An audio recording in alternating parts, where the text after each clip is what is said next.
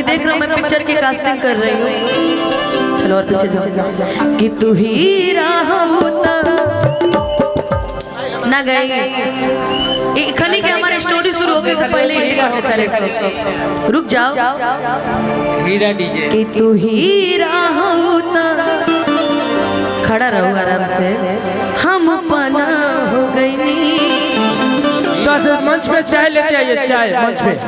काला ओढ़ने के मोरनी दीवाना हो गई। बाप रे बाप ये तो बुझाता कि तहार मेरा तहरे हो ही तवा ए हित तहरे मेहरा रू भाई हेलो बाकी चले के भैया अभी उमर बाटे पढ़े वाला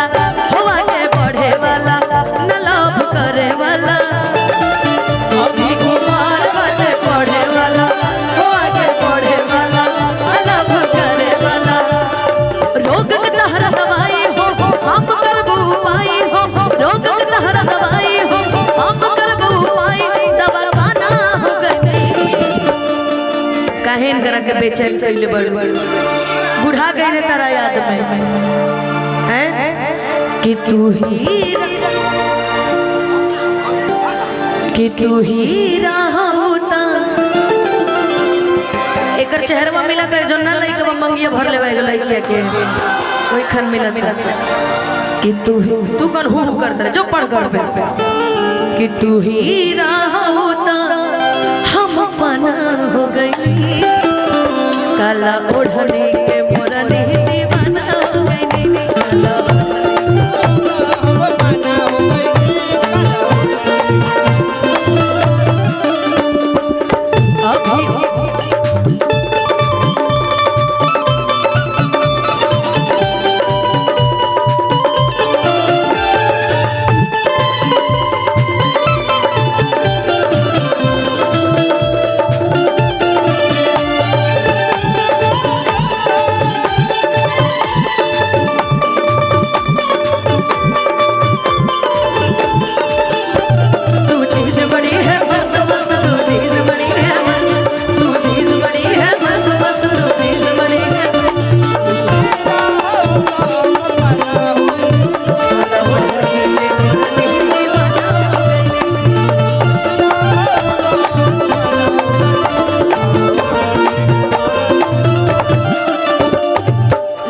सरका के दीवाना बना के हमके ये गोरी पगल ये बुका ये बुका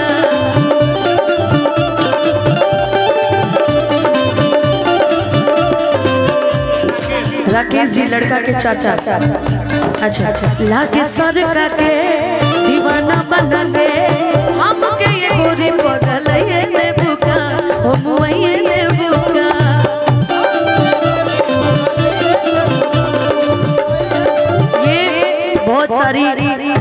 बहुत सारा स्वागत आप लड़के के चाचा जी मंच पे उपस्थित है। मैं चाहूंगी एक जोरदार ताली बजा दीजिए इस पूरे परिवार के लिए कि आज पूरा परिवार एक साथ एक जगह पे खड़ा है। बहुत सारी शुभकामनाएं बहुत सारा स्वागत आपका। आप भी कुछ दे के ही जाइए कंजूसी की हद मत पार करिए फोन पे ना चलाई लो हमरा कैश चाहिए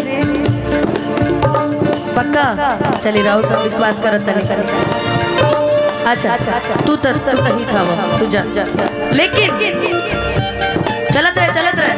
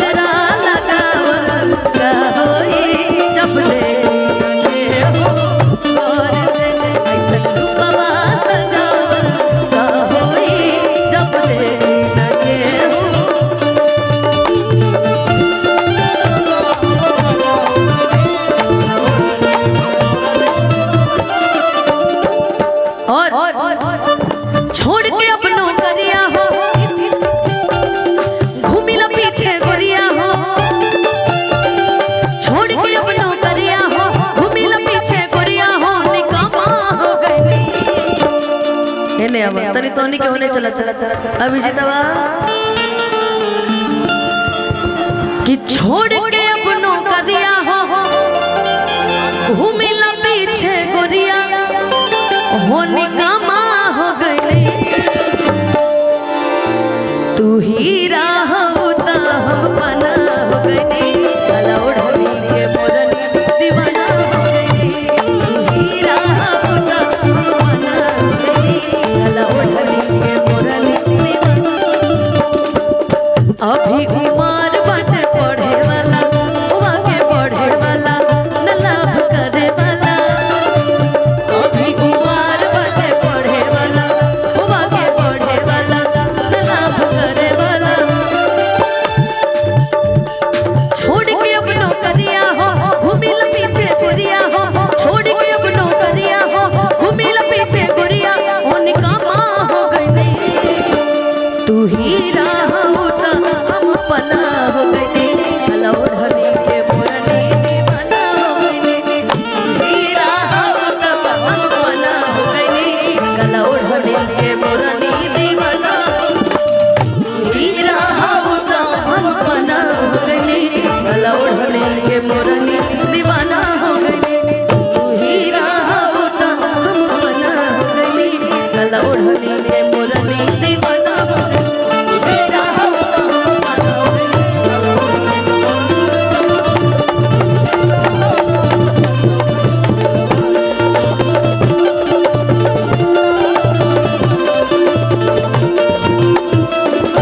बहुत बहुत धन्यवाद।